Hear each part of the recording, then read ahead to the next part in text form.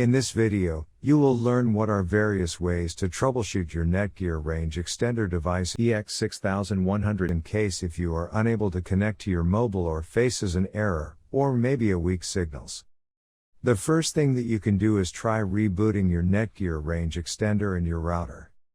Second, if this does not solve the problem, then try factory resetting your Netgear Range Extender. Or set up your Netgear Range Extender again. The third thing that you can do is make sure that you are using the latest firmware version on your Netgear Range Extender. If you do not know how to update firmware, watch one of our videos on it.